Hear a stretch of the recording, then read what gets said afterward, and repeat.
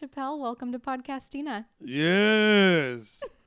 Finally, we've been trying to get this going for a minute. I know we have, so I'm so glad it worked out. Yeah, I'm glad I made it. You're a hard man to wrangle. You're very busy. Yes. Now. You know. I mean, I'm not. Yeah, I'm busy. Yeah, but I don't think I'm like not crazy busy yet. Yeah.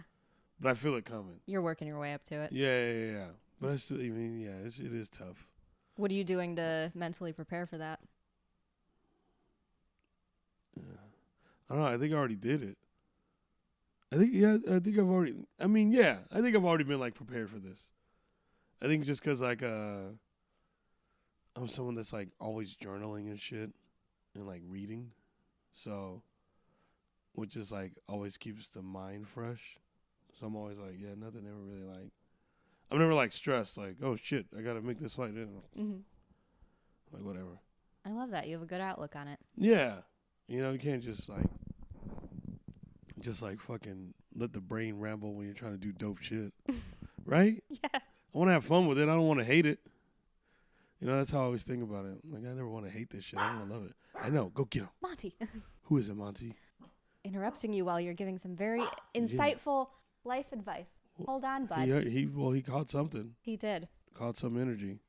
So you knew, you were like, I'm vibing hard right now. Things are going well. It's going to keep going well. I'm just prepped. Yeah. I mean, I think that's just kind of like the athlete mentality that I have. With cheerleading, it's like, you got to a point to where you knew when you were going to win and when you were going to lose or something like that. You're like, we might lose that one. You know what I mean? Or because you're just constantly preparing or whatever. And, everything's like practice, and then competition. You practice more than you compete. So, it's just constant preparation. So I think my life's just always like been like that. Just in constant preparation. That's why I don't get too like worried about like if I get this thing or if I get that thing or get that thing. Because I'm like, if you're constantly working on it on yourself, then yeah, you'll get that shit. That's how I feel. Yeah. Right? That makes sense. It does. I mean, I'm like I talk about it on here all the time, but I'm very into manifestation. And so that is totally like I'm going to bring it in mindset. And it's so positive. So it means you're like vibing high, having that kind of mentality. Just throw it in there. Who cares? I'm just tired of worrying so much or like caring about shit that don't matter. And, I'm just like, I'm more like, I don't give a fuck.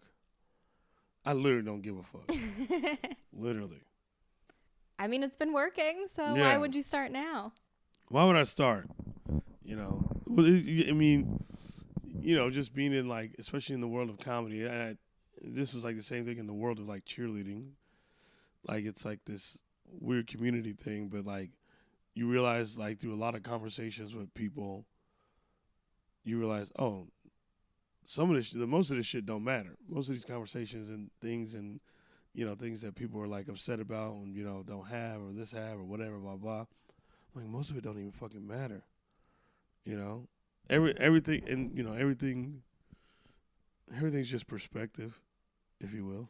It is. Right? 100%.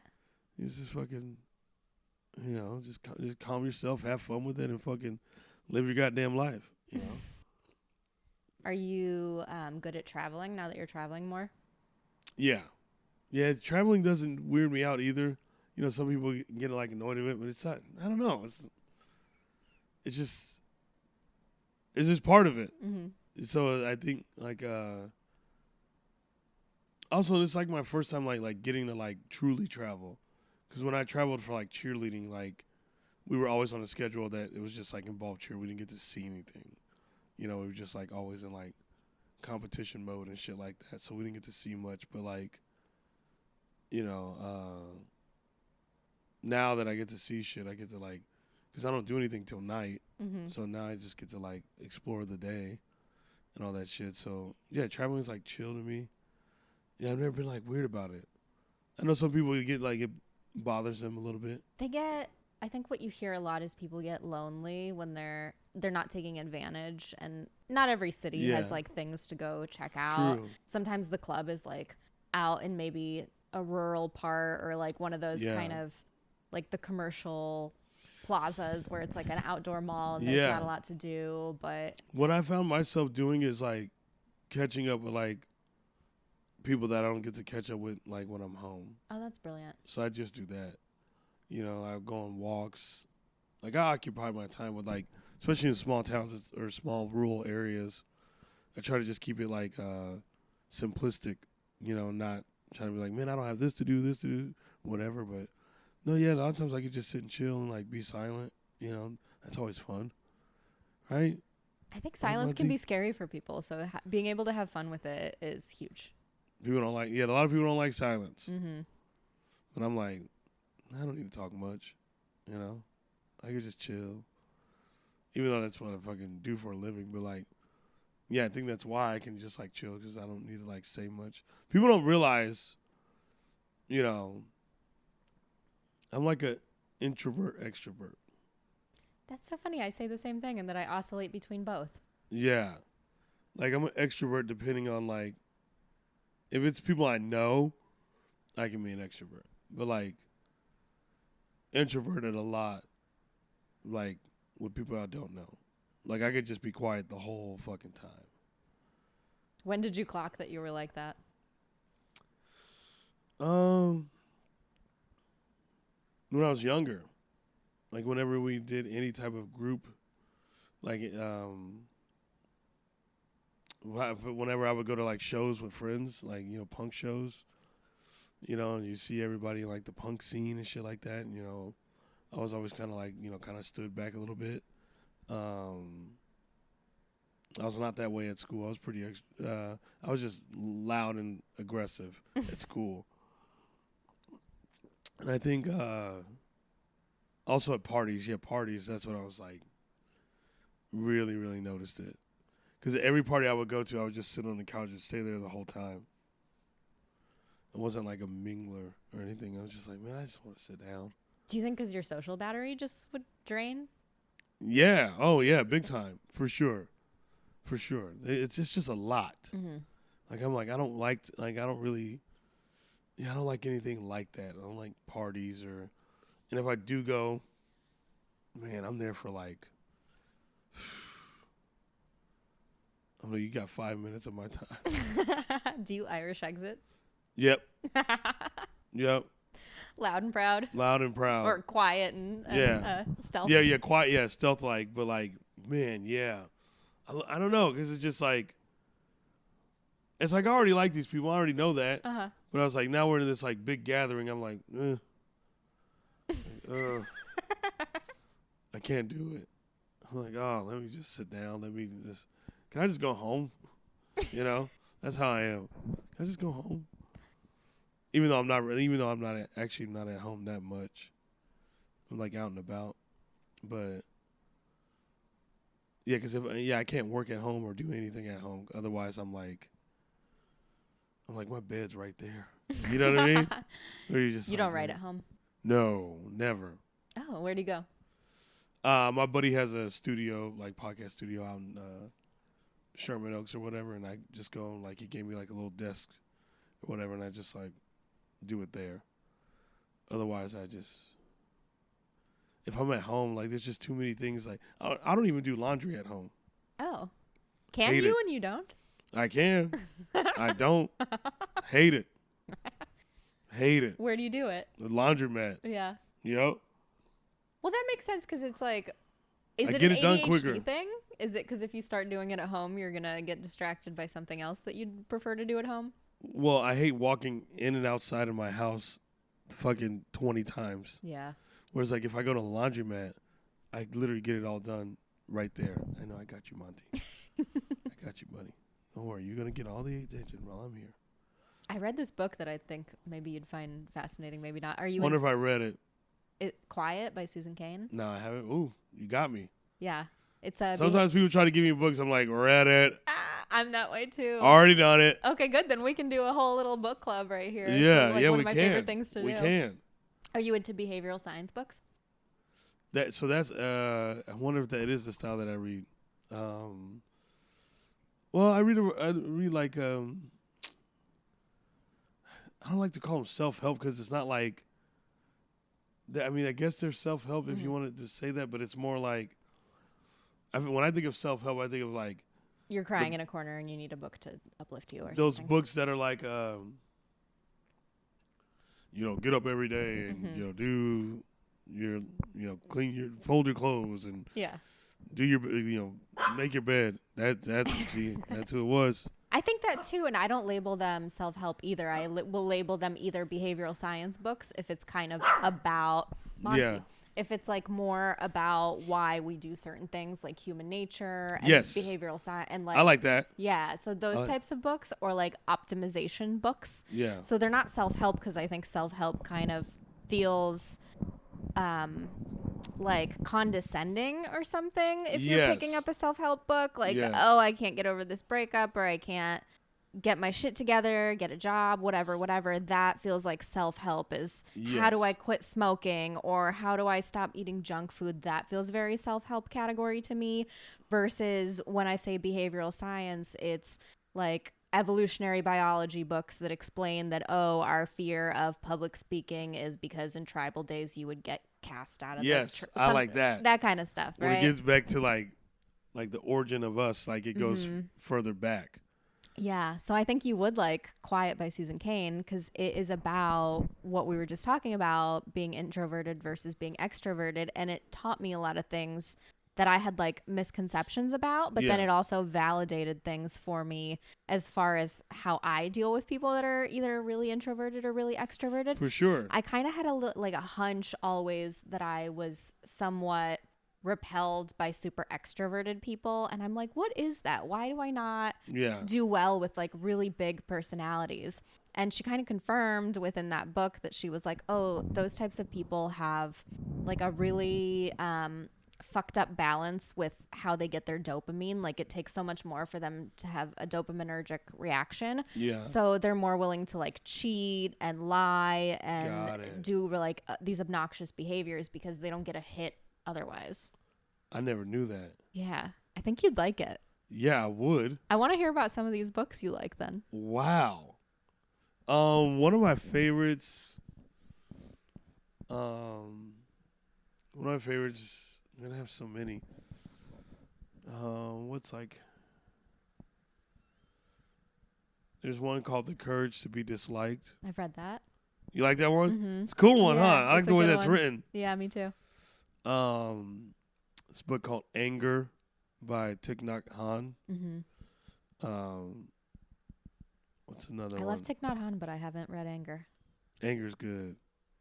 I think I read Work.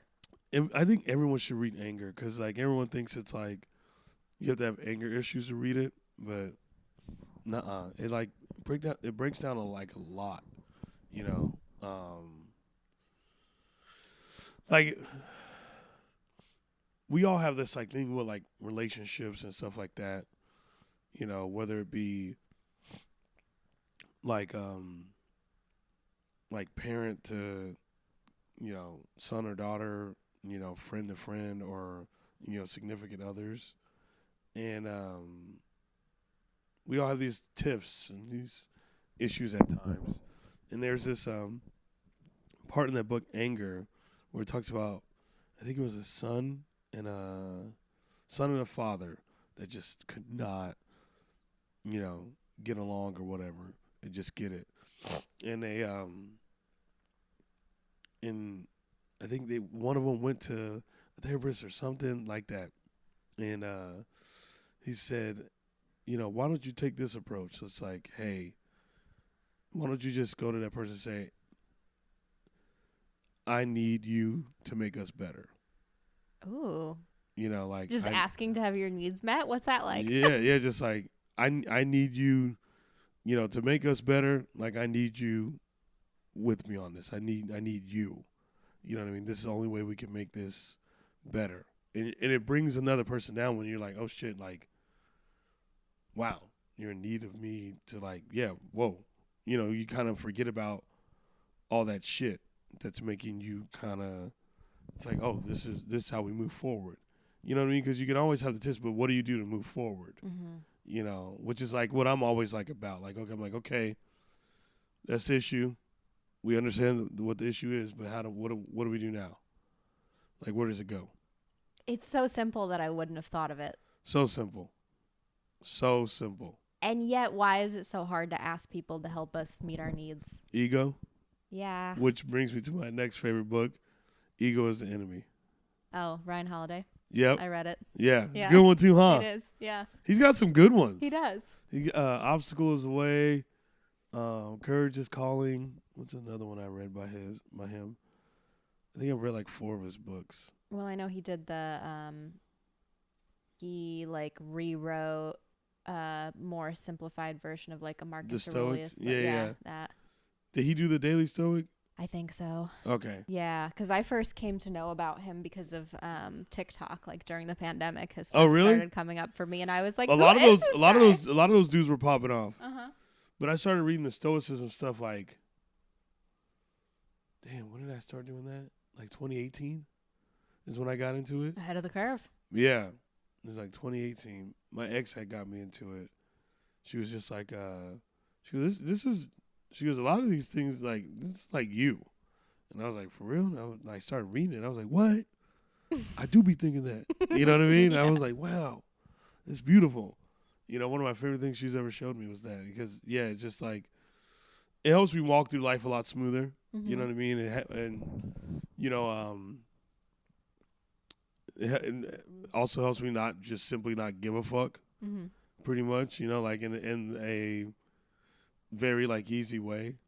You know what I mean? Like, you know, because a lot of times, like, yeah, like I'm in control of myself, but I'm not in control of how people react. Right. You know, like I never am. So it's like I can't let myself. I know if I did my best, and my intentions are always good and trying to deliver my best, and if someone misunderstands that, oh well. You know what I mean? Like I'm like, okay, there's not much I can do there. You know, but it takes such maturity to get to that level. Like I gotta let you have that. Yeah. All right. Oh, so simple. But so hard simple. to do. So hard to It's hard to do. Yeah. It's hard to do. It's very hard to do. But yeah, I just fully feel that. I'm like I gotta let you have that, bro. Carry on. Happy hunting. You know, like fucking yeah, do what you gotta do with that information. Because it just at that point it has nothing to do with me. You can say that, but I'm like, you're the one that has to carry the energy, not me. And we're not responsible for other people's feelings. Yeah, I'm not responsible for your feelings, bro. You know? That's a tough thing it's the correct lesson, and I'm always trying to strive for that and to understand it, but I need so much help. I need to be like hearing that constantly, reading that constantly, reaffirming with myself that I'm not responsible for other people's actions, other people's feelings, how they respond to me, and not letting it impact like how I show up in the world. Yeah, I'm only gonna defend my integrity so much. Mm-hmm. Like if I say it once and that's not enough for you, then I gotta let you have it. Yeah, I gotta let you roll with that. All right, bet. You know, like I'm not gonna go any further to like continue to prove this thing that, you know, I know in my heart is true, is truth. You know, and if you don't want to see that, then it's like that's your issue, bro. It's the best way to feel. Yeah. I feel so great because of it. Have you been to therapy? You sound therapied out in a good way. Damn, you must not know my story. Yeah, I've had 3 different anger management teachers. I think I started when I was 15. So I guess, you know what?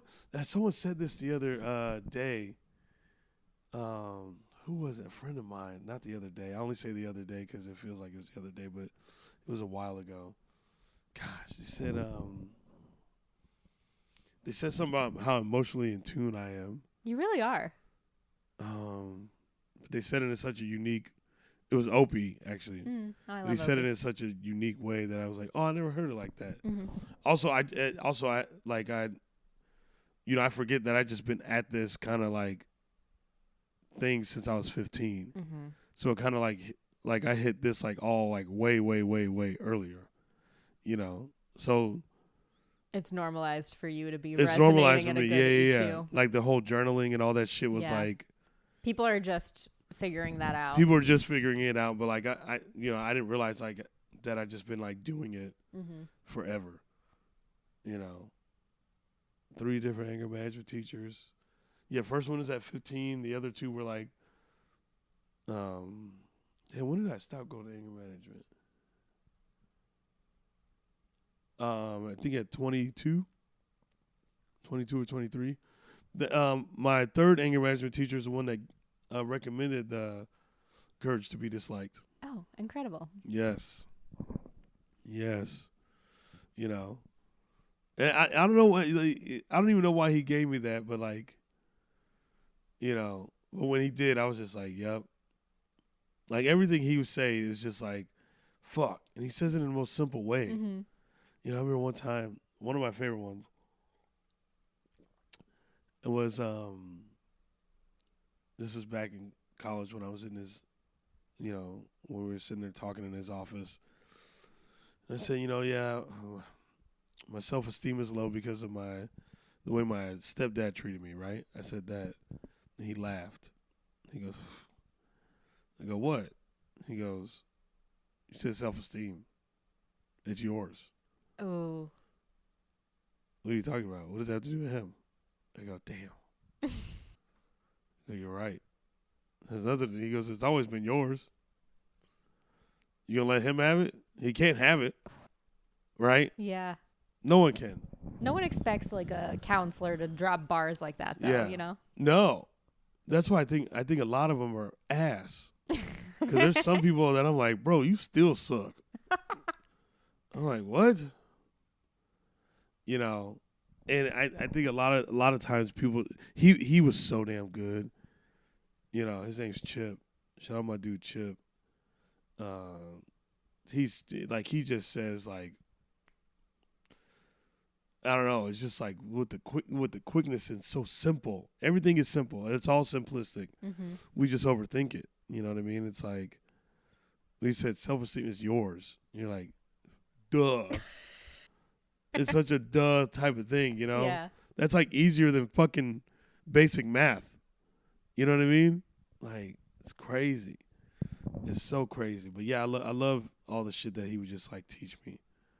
And I guess I'm like my emotional intelligence is just stronger just because I've been doing it for so long.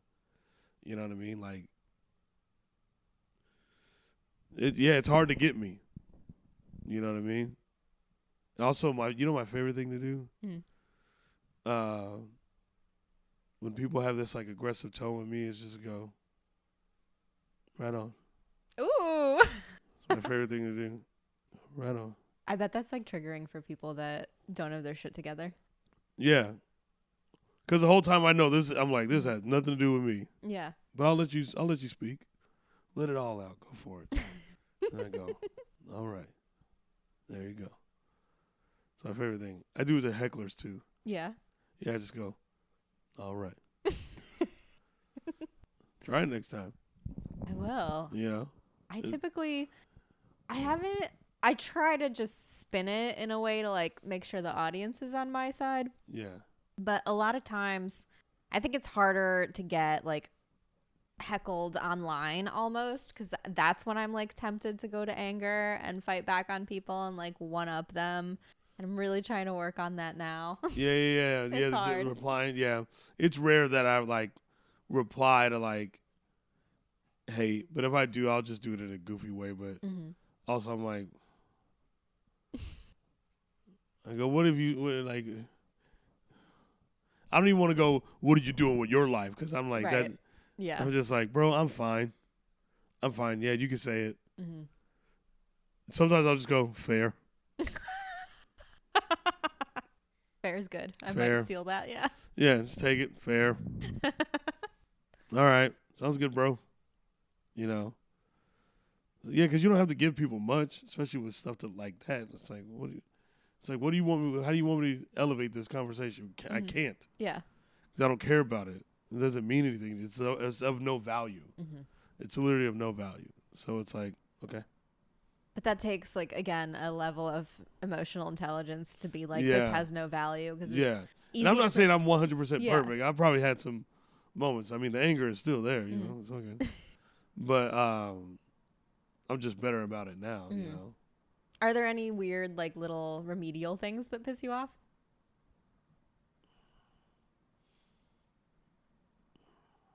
Damn, that's a good question. Some little remedial things. Like, I'll give you some context with something that I go through with. I have what Yeah, lay it on me. It's like I've heard it called morality OCD, where like I'll get really mad. There's maybe one or two people in this building that leave trash in the elevator. There's no garbage can in the elevator, and they'll just leave an empty water bottle, and like my blood boils. I'm like, why would you leave the empty water bottle in the elevator when there's a garbage can 5 feet outside of it? That kind of thing will it shouldn't make me that mad, but it does. I get pretty heated. Damn, I guess the thing I get heated about the most is people that don't read. Really? Yes. Okay. It drives me crazy. Yeah. You don't pick up read one what? book. Yeah. Well, we live in a time where like everyone is just throwing out like their opinions and like, you know, what they think is true and what they think is right, and none of it sounds intelligent at all. Like none of it sounds like grounded in anything. You know what I mean? None of it sounds like everything. We all sound like we're just regurgitating something we heard down the street. Yeah. You know what I mean? Like we don't sound like we're just like speaking on like such an intellectual level. Like you got videos out there that people love to post of like, you know, this is on both ways. It's like Republican owns this person or liberal owns this person, but it's like you see them debating people who aren't, you know, prepared for that, but that's the thing they want to post, so it makes them look smarter, right? You know, and that's on both sides. It makes them look, you know, how do I elevate this, make me look like I'm the smart one, and then people believe that. Right. It's like, oh, they showed that person, they know what's up, but it's like, why don't you find someone just on like that type of level that you are, that is opposed to you, and let that be your challenge. You know what I mean? It's like that kind of stuff like drives me crazy. But I don't know if there's like anything little. Like if someone left a water bottle out there, I'd probably be like,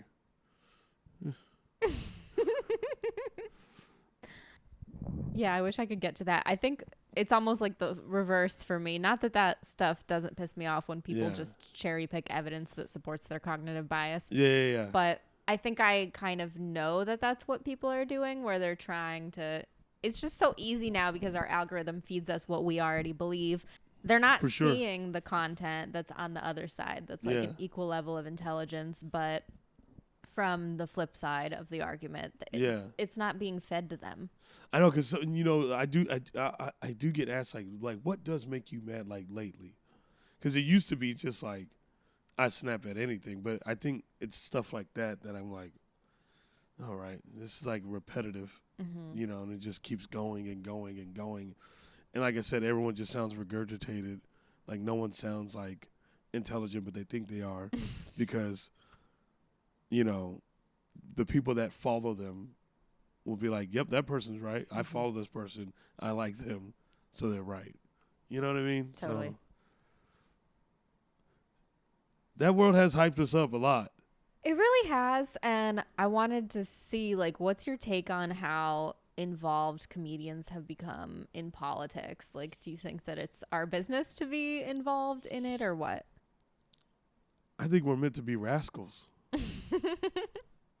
I think we're meant to be rascals. Yeah. You know? I don't, I just want to be fucking goofy, bro. Like, let's make fun of that shit, not just be like, that's, you know, like, I'm not a fucking, I didn't go to school for that shit.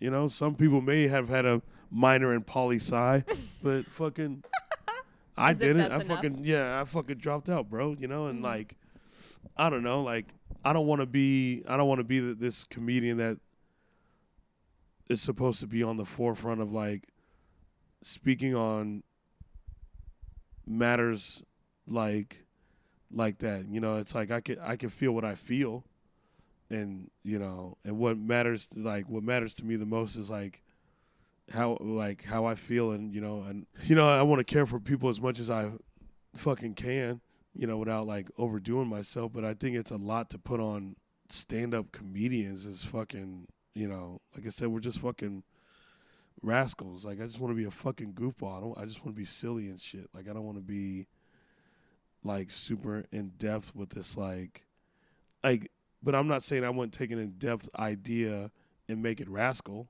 The goal is to be Rascal. Yeah. All the way through. It's not to be I like making fun of these motherfuckers. I like being goofy about it. Why not? Don't take it serious. But it is interesting. It is interesting to watch. But I think maybe, it's always been a thing of comedians. I think it's just been louder now because of the online world. I wonder if comedians have always kind of had also I'm such a baby in comedy. Some of these guys have been doing it for 3 decades and shit. And I'm I'm not that old. I'm not that old in comedy. But it is very. I'm There's all this pressure that I am against and try to push back on. And not that anyone's coming to me and being what's your stance on this? No, but I get what you're saying though. But the pressure to have a stance on every single thing when the news cycle is so cyclical and there's not even enough time for a population to get mad at you. Oh, bless you, Monty. Bless you. They'll be upset. Oh, you didn't post about this. And then that thing goes, let's say, okay, so that makes sense. A spree shooting or something that happens all the time. And there's this, oh, you didn't speak up about this, shooting incident. Don't expect me to, motherfucker. Yeah, seriously. Why that's me? Not my fucking job, bro. I know how I feel. I'm the same as you, bro. I go and tell jokes or whatever and, make a living off that. But it's I got homies that got corporate jobs that make more money than me right now. Mm-hmm. They won't for long though. But no, it's I get what you're saying, but that's I think that's just due to what the media has done in the sense of people don't know where to look to, so they look to they shouldn't people. Look to comedians. Yeah, but I feel like it's a last resort for them because they're who the fuck. I think people just probably lost their faith in, if I could take a whack at it, probably lost their faith in politicians or whatever, or people that they thought had their best interest. You know what I mean? So they look at these people who give them a sense of feel good, to kind of rely on that, which it's a bummer. I think it's all messed up, but I think for the most part, people are trying their best, but it's just the thing I realized being taking myself outside of all of it and looking at it all, I don't notice anyone that ever just looked within themselves. Yeah. That's the one thing I noticed just about anything. That's why it's hard for me to get mad at someone trying to talk shit to me about me online or anything like that, because it's oh man, you don't do anything to look at who you are. That's so true. You know what I mean? You don't do anything, bro. You know what I mean? It's so I think that's what a lot of it is. It's people look for other things to find that. Mm-hmm. That's why I believe that's why people are so diehard for certain political figures or whatever, or anything, or not even just political figures, just other things. I think people just are scared to look what's inside their own soul because it's so damaged, you know what I mean, or whatever. And so it's not fun to look. It's not fun to look, and I get it, but also I've been doing it since I was 15. So I think it's a little different, but, yeah, I get it. It's just, I think I feel bad for people. I feel bad for people for sure. They can't use their own identity as their identity. If that makes sense. I feel bad that people can't do that. like breaks my heart in like a world where people feel like they have to look at something else to deliver their identity. Mm-hmm. You know what I mean? Like, I'm a stand-up comedian, but that's not my fucking identity. Like, you know, like when people say they get nervous, they're like nervous to meet me. I go, don't be. I still got a roommate. Okay, what? You probably make more than me.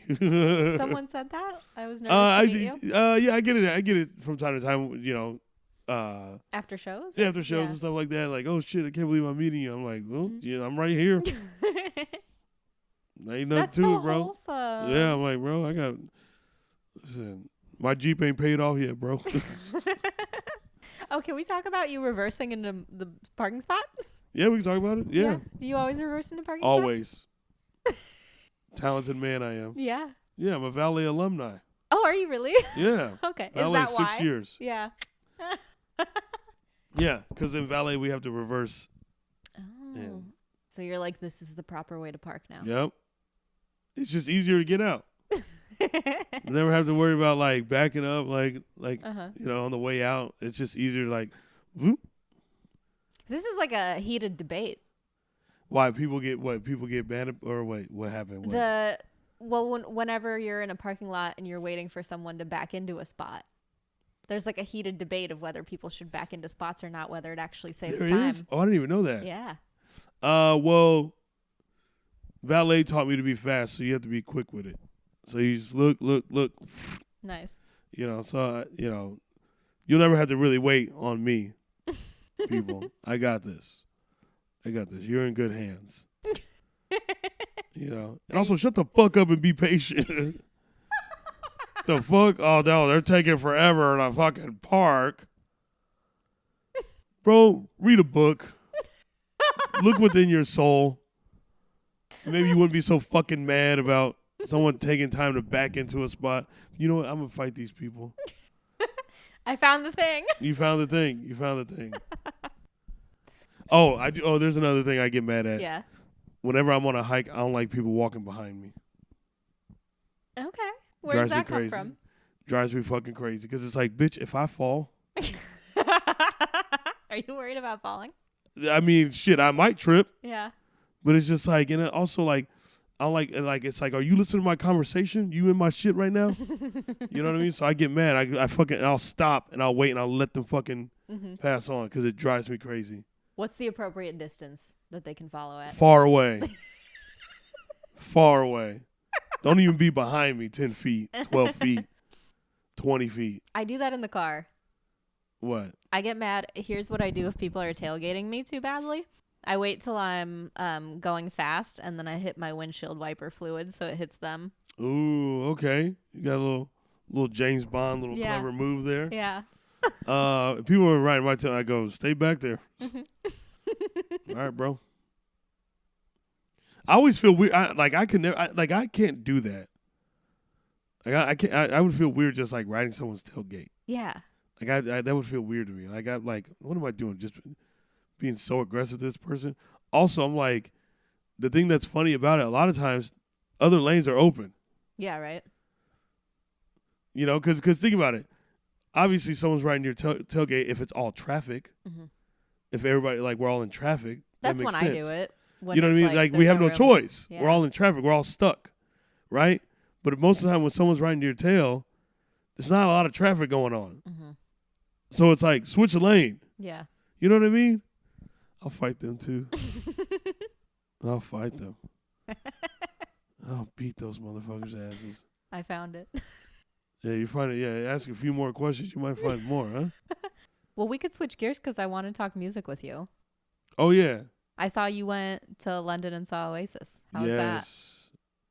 It's the greatest thing on earth. Yeah. Those guys are giants to me. You know, I look to them for the political reasons. You know, just kidding. No. So that's been my favorite band for years. Yeah. You know, like I'm not like these new Oasis fans because they saw that they were making a comeback. Like I am, like I went there specifically because I needed to feel the energy over there. Mm-hmm. Like, because I know, like I used to go to sleep to like Oasis live concerts. Oh. Like that, I'd pop on YouTube, put on Oasis, whatever Oasis live concert. Like I know a lot of like historical Oasis concerts, you know. So, and I would just put them on at night, and I'd fall asleep to that, you know. I would do it for like the longest time, and it's literally my favorite band ever. And I think I've over the course of like, I don't know, like over the course of like, I don't know, like fucking how many years? I don't know, quite a few years. Fucking over the course of like 15 years maybe, I think I've had at least 100 Oasis t-shirts. Oh, amazing. Like I've had so many Oasis t-shirts. I didn't really have, well, shit. I know you're wearing one now. Yeah, we're both in band tees. Yeah, I wore a band tee for you, but I have so many. Yeah. That like, yeah, I can't. It's crazy that I have. It's crazy how many that I have. Mm-hmm. I just see one and I buy it. I see an Oasis shirt, I buy it. If it's one I like and I think it's unique, I buy it.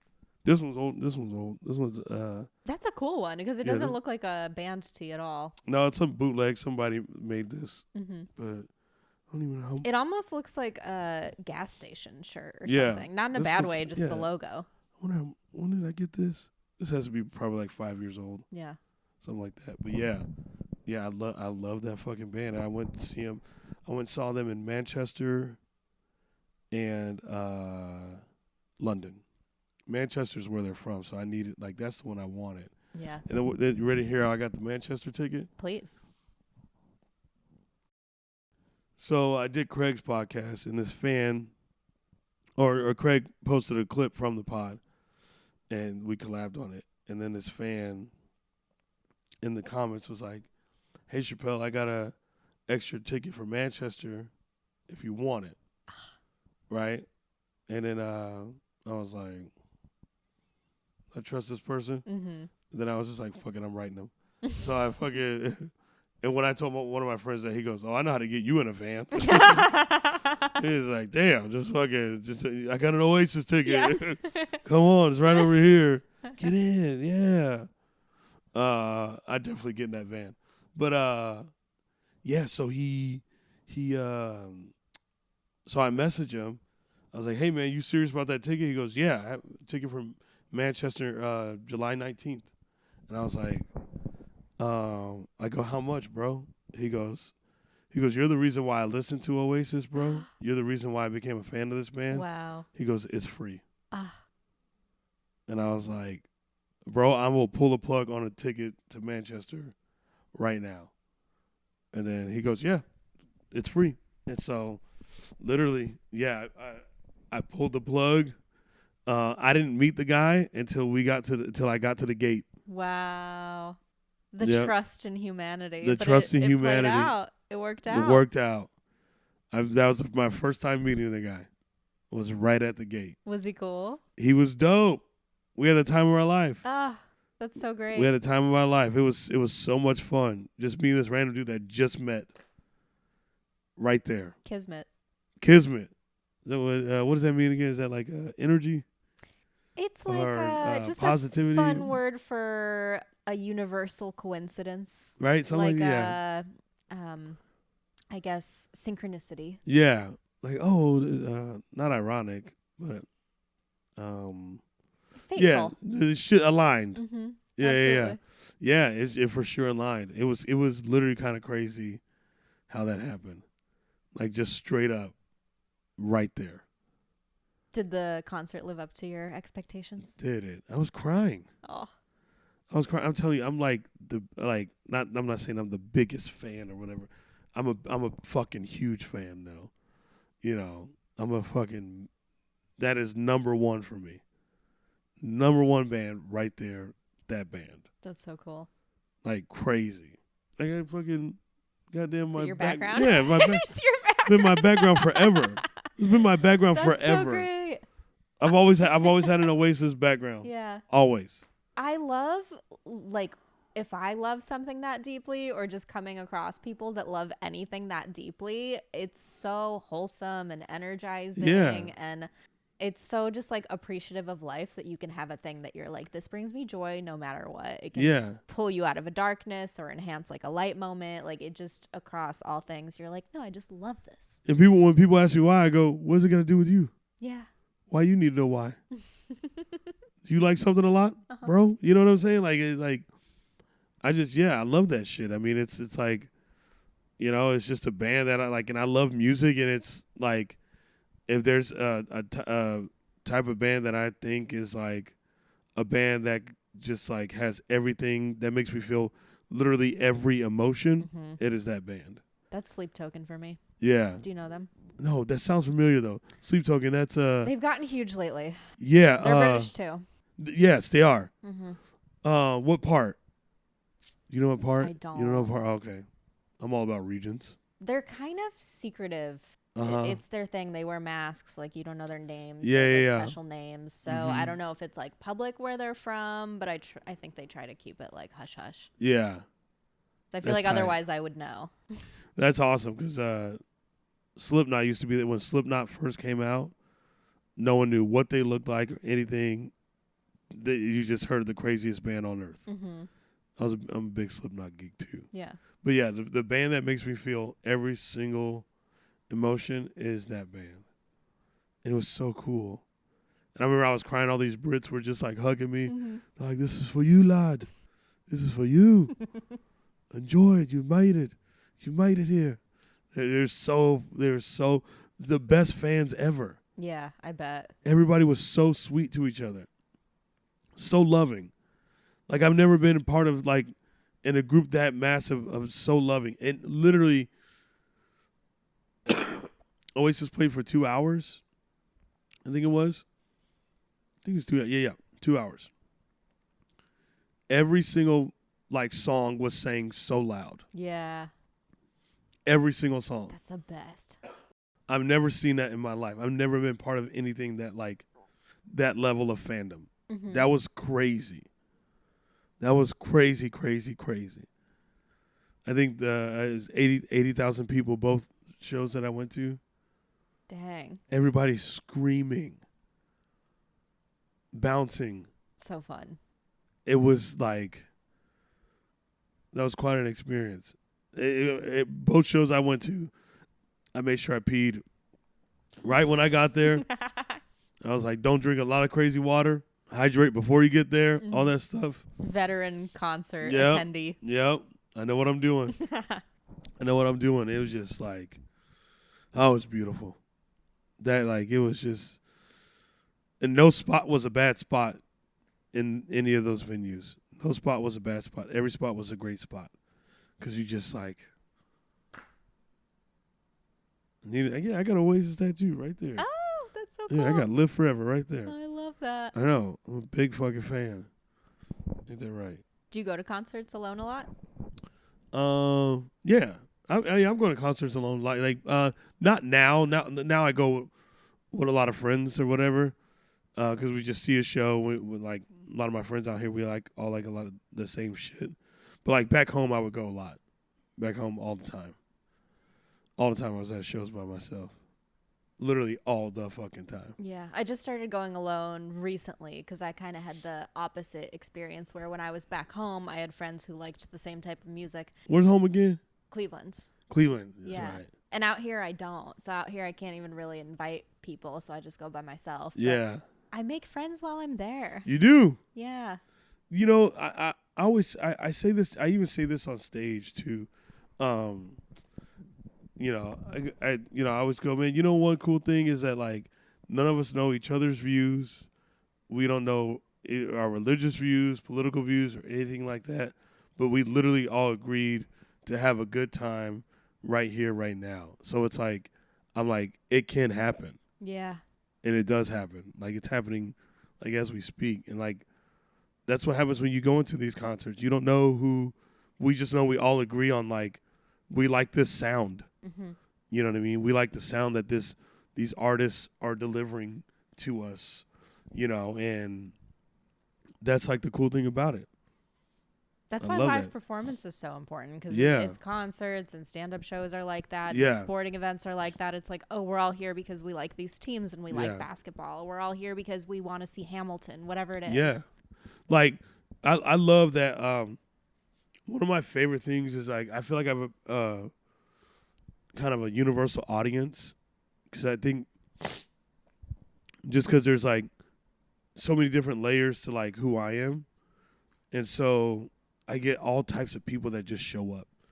You know what I mean? And I love that I could put anyone on my lineup and people are gonna love them, because it's like the guy that's headlining is a fucking punk rock Oasis loving cheerleader. You know, adopted into white family.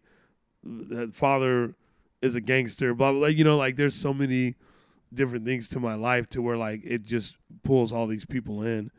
That's why I'm glad I don't have like just one type of audience. Yeah.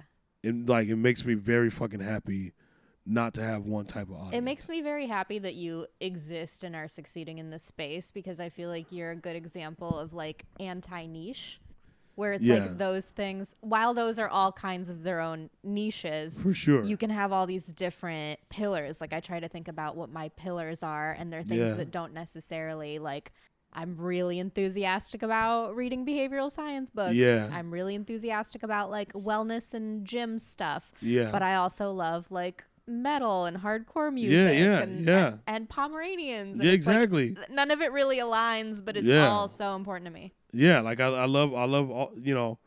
Yeah, I fuck with westerns super heavy. Yeah. I like martial art films. I like all these different things, anime, all this stuff that like that I'm into, and you know, and it brings all those people. Like everyone in my audience looks like people I would hang out with. Like no one looks like someone I wouldn't be like friends with. That's like what's cool about That's the best. my audience. Now I don't have like the biggest audience yet, you know, like it's growing for sure. Like the shows are like packing out and all that stuff. But it's like, oh, I look at these people, I go, oh yeah, I probably kick it with this person, and like I'll get like, you know, a Brady Bunch looking fucking white dude, you know, and then I'll get like the most hood black dude, and then I'll get like, you know, the preppiest of pretty, you know, girl or whatever, you know, like it just like it's cool. You know, I love that like I can attract all those people into one fucking room. You know, like it feels good that like I have that. I'm glad it's not like a niche audience. Yeah, like just like we like this one topic. Right. You know, because then you're boxed in and you're like, well, I Yeah. have to talk about this forever because this is what they want from me. yeah, and I'm like, bro, I'm gonna talk about whatever the fuck I want. Like when I talk about comedy, people are like, I do comedy because I want to make people laugh. Shit, not me. Why do you do it? I don't do it for people. I tell you that much. I don't do it for anybody. I do it for myself. Me too. You know, because it's like this is how my brain thinks. You know, my brain is like was just programmed to think of my life and all the shit that I've been through in this way, and so this is how I want to speak about it. This is what I want to do with it. It's like I think, yeah, I think that's what it is. It's like what do you want to do with the life that was given to you? You know what I mean? Some people, you know, they become personal trainers. You know, they become doctors or lawyers, and that's all stemmed off of like what life was delivered to them early on, and what was delivered to me early on, you know, made me want to go. You know, even though someone dared me to do comedy, but I was like, oh, this is what I want to do with. That's the first time I've ever said that too. Yeah. Yeah, I didn't know what the fuck I wanted to do with my life early on. I had no desires. I had no like. I mean, I did want to, you know, I wanted to go pro with like skateboarding. I wanted to get really big into that, but I just loved cheerleading too damn much. But also, I didn't want to like be like a cheer coach. I didn't want to like own a cheerleading gym. I didn't, you know, want to teach at a college, or, you know, I didn't want to do any of that. You know, I had no true like desire. But when I did stand up and, you know, found this groove with that. I was like, that's what I want to do with it. This is what I want to do. This is how I want to deliver what I know about me and my world and whatever happens after that too. Now that you're like a public figure in the space, have you ever had someone come up to you and be like, "Oh, I'm a cheerleader too. Can we do a routine together?"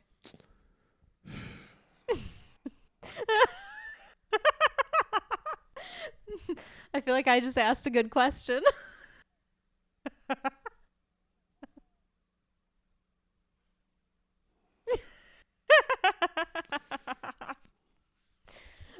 I take it it's happened.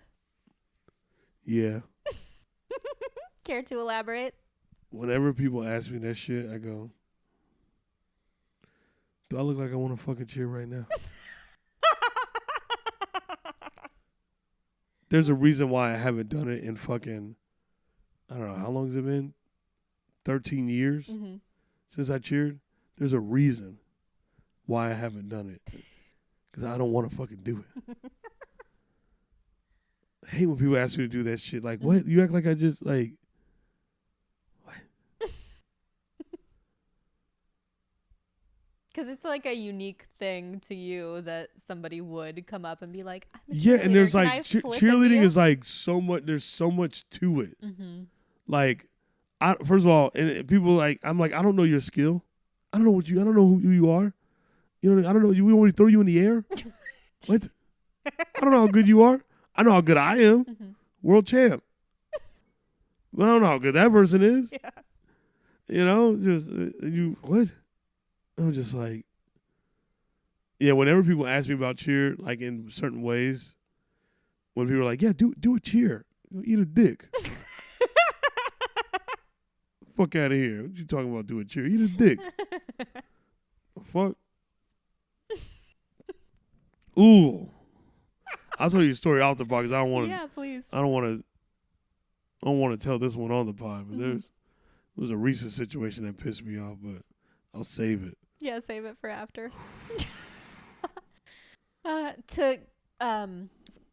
Let's cleanse the palate from that one. What's been like a really good experience that stands out to you that you've had on the road? There was this one time I was performing in Springfield, Missouri. And this was one of the coolest compliments I think I ever got as a comedian. This was maybe 2 years ago or so. And doing a show, it was sold out. I mean, it wasn't sold out because of me. It was comps. They helped out, you know. Partially me, but the club helped out. But it was a packed-ass show. Yeah, sold out. And after the show, this guy comes up to me. He goes, I sat all the way in the back. He goes, my seat was all the way in the back. He goes, but the way you do comedy made me feel like I was up front. Oh. And I was like, damn. He goes, your facial expressions and all this stuff. He goes, you made me sit and feel like I was sitting right up front. That's such a special way of like that was like the coolest. that. That was like the coolest thing I think I've ever heard. That's so cool. Yeah. Oh, that makes you feel good. Right? I was like, damn. So yeah, that stuck with me. That was like like one of the coolest things I think I ever heard. You know, which is like, yeah, I think about performance a lot. You know what I mean? Like, you know, like artists that I've seen perform that just make me like feel so feel like it's like this energy that is just unexplainable. Like, I'm like, man, I want to perform like that. I want to give it my all and shit. And you know, when I saw Oasis, I felt that. When I saw, you know, every time I've seen Tyler the Creator, like I feel that. I'm like, damn, like this is fucking, like if I feel like this like rush through my body. You know what I mean? Like I'm just like, whoa, this is like cool. And I know everyone's feeling it because we're all like right there, and it's like the energy of the people and the energy of what this person is delivering on stage. Who's another? Kendrick. When I saw Kendrick Lamar, I saw him in London, him and SZA in London, and that was the same thing too. Like, you know, where people just kind of give these performances where it just makes you go, whoa, you know, like, yeah, I think about that with myself, and like when I think about comedians that were like that, I think Richard Pryor was really like that. I think Eddie Murphy was another one that was like that as far as ones that I like. Mm-hmm. You know what I mean? I went to I always forget the name of Quentin Tarantino's theater on Beverly. Oh, I don't know. Maybe it's just a Beverly theater. It might just be the Beverly Cinema or something. But they played Richard Pryor live in concert, and like obviously I never got to see him live, and that came out in 1979. But the energy in that theater for that special was as it's crazy. Like I'm getting like fucking chills and like a rush now. That was 1979. The man is no longer here, obviously, and that performance hit so hard in that theater, and I've never like seen anything like that from even like comedians today. You know what I mean? Like that, to see that level of like something that just like whoa. And also, I truly think that's how comedy should be watched in theaters. I think it should be watched in a theater. I agree. If you can't make it live, like live is definitely top. But like when someone like if someone puts out a special, and you can't go to where they're I would love to do that. I would love to show my special in the theater. That would be really cool. I think it'd be dope. I think all of us comedians should do that. Like that like let's make that. Why not? It would be a good way to breathe life back into theaters too. Yeah, I know they're like not why doing the well. fuck not? Like it's like, I get it. Like people, you can sit at home and watch it on your couch, but like, it's not, the energy's missing. The energy you need is the missing. Other people. You need the other people, and it's like, yeah, you and like two, your significant other, or whoever you're watching it with, like, yeah, that's different. But like, there's something about like watching that Richard Pryor special in the theater. Like I felt that same thing that I felt when I saw Oasis, when I saw Kendrick and Tyler the Creator. There's this band called Turnstile. I know of Turnstile. Yeah.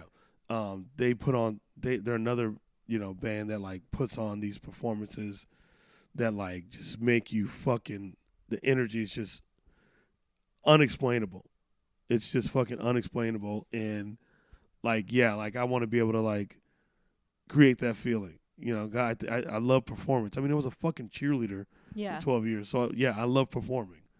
You know what I mean? I don't want to just go up there and, like, deliver the jokes. And I can, but, like, I could give another layer to it. I mean, I remember, taking acting classes for, like, 4 years. And, I remember there was something that was said, it's like you could speak with just your eyes. You could speak with, like, because we all do make facial expressions and shit. Like we all silently like look at something and it was just like, oh, Isn't that so fun when you're having a weird experience and you just make eye contact with your friend in the room to make sure they're having the weird experience too? Yes.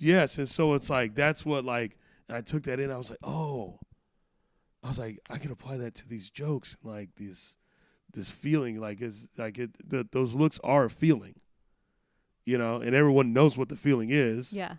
So it's like, I just applied it. It's another layer. I love that. But I mean, so that was the same. So it was easy for me to like figure it out because of cheerleading. Mm-hmm. You gotta like sell your routine by like smiling, all these facial expressions or whatever.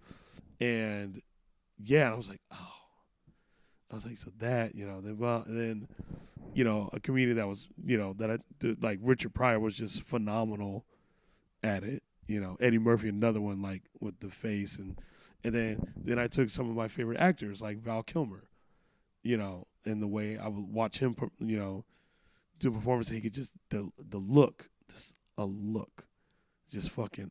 I was like, damn, there it is, like yes. So I take pride in that.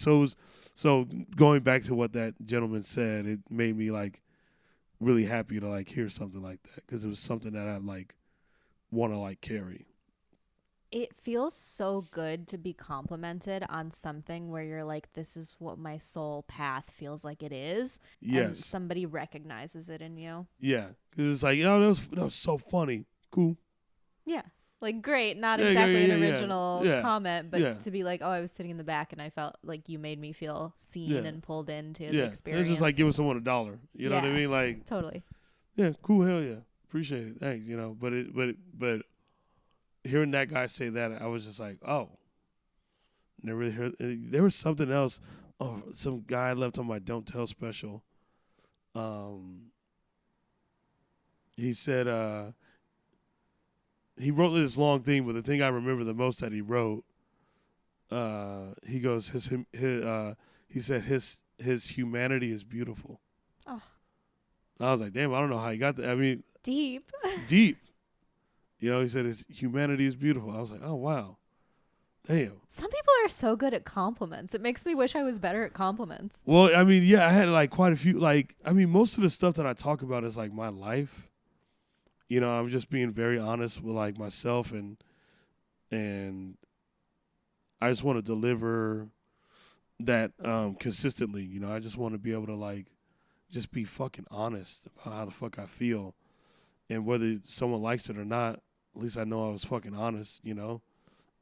It's better to be liked for who you authentically are than to be liked for something you're not, you know, and then have to stay exactly. in that. And that's the thing as a comedian, it's like just like even if you're just a one-liner comic, fucking if you're authentic about it, people are gonna fucking, you know, rock with that and love that, you know. And I don't want to be like, you know, like I don't care how long it takes me. I'd rather just have the strength of being authentic and, you know, and build off of that, you know. And if it takes me forever to like get to that mega point of being authentic or whatever, or like you know, or to where I'm doing theaters or arenas or some shit like that, then fucking okay, all right. But as long like I just know like at least when I get there, you like, got there on your merit. You was authentic the whole time, bro. Yep. You know. Oh, that's beautiful. This is like out of left field, but we were talking about concerts. Do you ever do mosh pits? Do I? Yeah. Come on. Do you? Haven't stopped since I was 15. Now there was a point in time where I didn't do them for a while, but then like I just can't help it. Yeah. I forgot about mosh pits. That's another energy that I just can't. I can't help it. I just see it, and I'm like, I gotta get in there. I can't help it. I can't. It's hard for me to like stand there like that type of music, and just not do anything about it. So I'm like, I have to do it. I have to fucking do it. Are people in the pit like, oh no? Because you're big. I know, and I do have to watch for that. But I'm pretty kind. You know what I mean? I don't go like I'm not like aggressive about it. You know, and I obviously the etiquette of like helping people up, but like I'm not like, you know, I'm a lot more tamed because I am bigger than like some of the people I see in there. I'm like, oh damn, I don't want to hurt this person. You know what I mean? But a lot of times, you know, there's some knuckleheads that you know that are you know fair enough size with me. So, you know, but it depends on what show I'm at. Yeah. You know, like if I'm going, like if I go to this spot in like it's called First Street Billiards. If I go to that spot, which is like a gritty kind of, you know, punk spot or whatever. Yeah, there's some dudes that are like, you know, of my size, most of them in the pit and stuff like that. But yeah, I can't help it. I can't help it. I just cannot fucking help it. I have to get in there. I can't fucking help it. It's too fucking fun. I look at it, I'm like on the outside, I'm like, bro, get your ass in there. Every time. Good, I'm glad I asked. Yeah, I'm glad you asked that one. Yeah, there's just something about it. I used to crowd surf when I was a teenager. You did? Yeah. Yeah. A little bit. I got too big for that. It worries me now. As an adult, I think I can only watch like the mosh pit and watch the crowd surfing and be like, I hope nobody gets hurt. Yeah, I know. Yeah. I'm 38. I just got to do it. I got to do it. Can't help it. I love that they still happen. Yeah. They're going strong. Every show I go to. Yep. Some vocalist is always like, open the pit. Yep. Open it up. Let's fucking go. I'm like, fuck yes. It's so fun. What shows do you have coming up that you're going to? What am I going to? Oh, I'm going to see Turnstile back home in Arizona.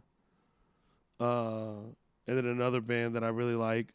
They're like pop punk emo band called Story So Far. I'm going to see them too. Like them a lot. Who else do I have coming up? Some hip hop shows. I'm going to see Clips. Who else? Then going to see Toto at the Forum. Who else? I'm always at some concerts. I might go to Riot Fest in Chicago. Nice. I might go to that. I might see Blink and stuff like that. And my boys H2O and stuff like that. I'm trying to think, is there anyone else? Nah, nothing else other than that though. Yeah. That's a lot. It is a lot. Yeah. I love me a concert. Isn't that right, Monty? Such a feel-good experience. Mm-hmm. What's your favorite piece of life advice? Favorite piece of life advice?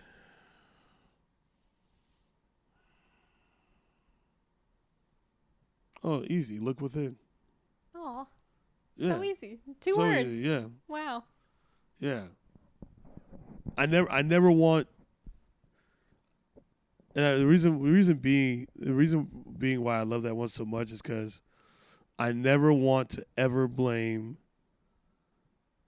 anything on anyone as to why I don't have the things that I want, or why I'm not being the best that I could be. I never want to put that on like anyone or anything.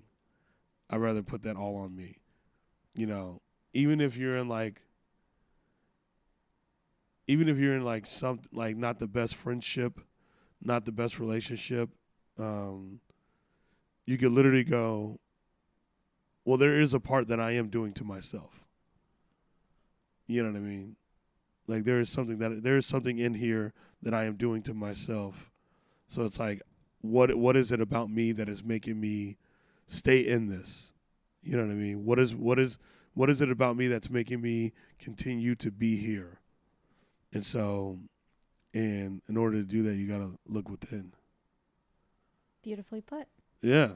I think that's a great place to end it. Shapel Lacey, Yeah. Please tell people where they can find you, what you have coming up. Shapel Lacey, SHAPEL LACEY. And just a bunch of tour dates or whatever. All that on ChapelLacey.com, all that shit, just keep pulling up like you are. Just saying, I have nothing to really promote. I'm just working a new hour. That's all, working a new hour and stuff. So you guys can see my humanity. Very cool. Well, thank you so much for coming on the show. Oh, thanks for having me. This is great. Of course. And thank you, everybody, for listening. Bye. Thank you, Monty.